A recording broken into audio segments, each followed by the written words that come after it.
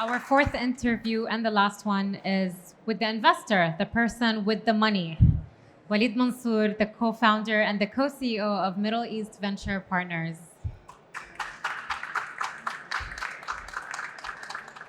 Great introduction. Thank you. Walid, I want to know, as an investor, you're always keeping an eye out for the next big thing. Right now, what is the next big thing?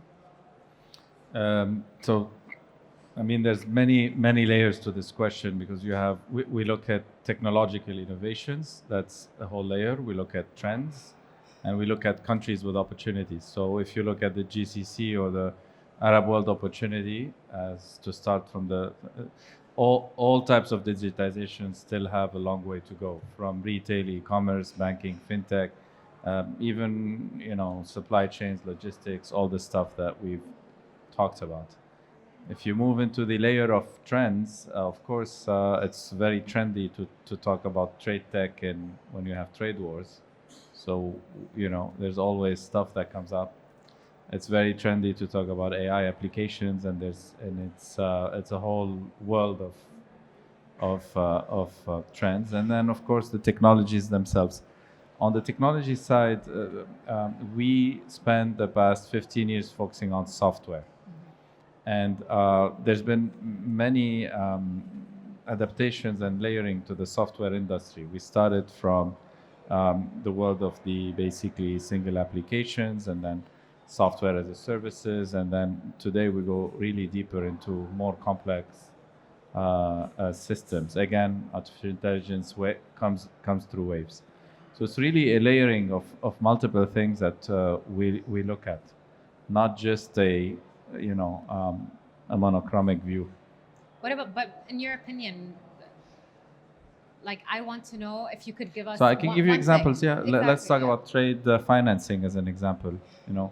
Now with all the data that we have, the digital platforms, trade financing can really be multiplied 1,000x.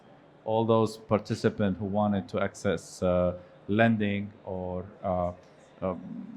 5-10 years ago was a very opaque, untransparent. Today with technologies we can make trade lending, another fintech vertical on its own, and that's huge and that's big and that needs technology, data, distribution, investors, a whole bunch. So trade financing is one element. One example, and we're actually started to look at it deeply, not just on the trade side, but also on all types of lending that can come from outside the banking system, and that we could enable. I could talk a lot about many examples, but that's one that I think is very relevant for the topic today. What about with technology? How does technology facilitate investment? For example, in other words, how has technology impacted your day-to-day tasks? So at the end of the day, our job is to select and pick and invest based on a process.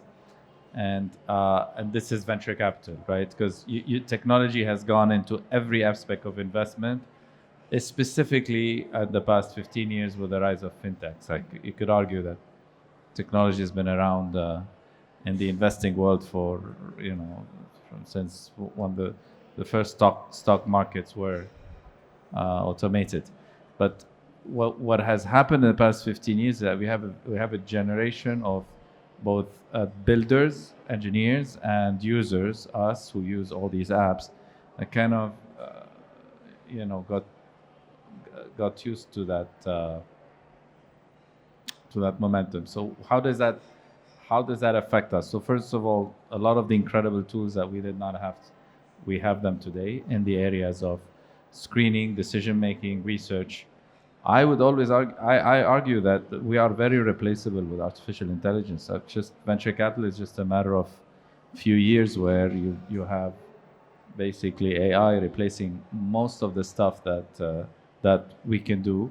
It just boils down to affinities and strategies and where we want to focus our time on it. It's totally Definitely. And I Yeah. want to know, how does investment facilitate the implementation of technology in trade processes? Like, how do you scout the most promising enterprises in the trade tech space? It's not just trade tech. We receive about 1,000 investment opportunity every year. We pick 5 to 7 to invest in, and we've been doing that consistently for the past more than a decade, right? So when you signal capital, entrepreneurs come, and there's a lot of amazing entrepreneurs out there who find their way to you through various channels. You could argue that the channels could be better, but that's the math. So it really boils down to us where we are in our investment cycle, in our investment mindset, mandate. What do we like? Because out of these thousands that we look, and we pick 5.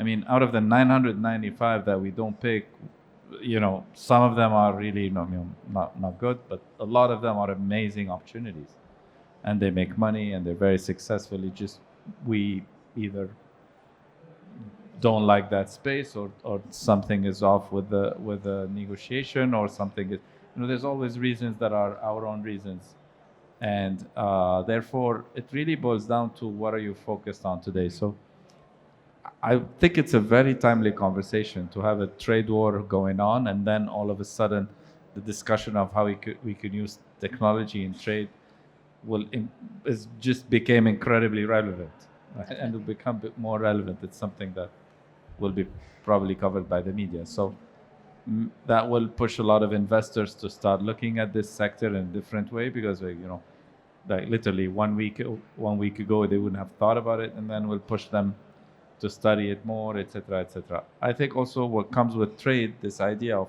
cross-border, and cross-border from a technological perspective needs a lot of infrastructure, not just physical but digital. And we're talking about payments, we're talking about banking, we're talking about the ports and the seaports and what have you, and you talk about everything in between.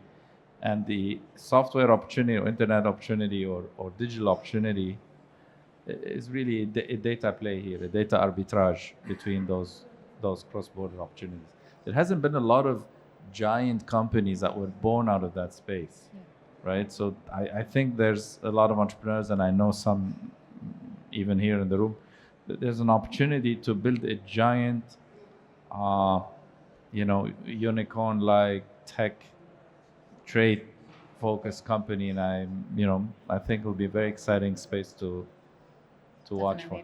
My last question is, which is related to this interesting point that you said about you get over 1,000 applications to invest in, and you come out with just investing in 5. Yeah. These 5, what do collectively all of them have in common? Great question. They have few things in common, and you have to fulfill them all. I mean, you cannot, you have to have them all. So, and I'm gonna try to give them in the order that I think is relevant. Number 1 is the size of the opportunity.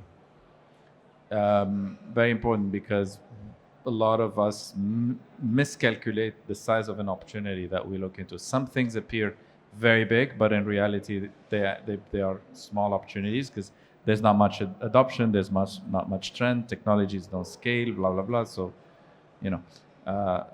and some stuff are gonna fly off, and then you can literally wake up one day and have and this has happened, things like Uber, they just happened in a couple of years, and all of a sudden we're not ride hailing taxis, we're just booking them. So size of the opportunity, critical. Of course, the team, and by team we don't necessarily mean your typical loud, flashy entrepreneur one-man show or one-woman show. We talk about complementary team who've been through that ride many times, know what they're doing, that you can bank on, that can build a culture, and teams also that are smart enough to take you through the phases of a company, 0 to 1, 1 to 10, 10 to 100, different. I'd say also unit economics and traction and all the data that are the product, that are the result of excellent execution. You can measure excellent execution at any phase of the company through data. We call it traction, we call it unit economics. you call it, growth. Mhm. This is key. And fourth, which is something that I'm, the beginning I didn't really pay attention to, but I'm more and more really inclined, and I added as number 4, but I'll put it really up there, is culture and chemistry. We don't want to be involved with teams and people that we have no chemistry with, no culture fit with, because we want to be builders with them.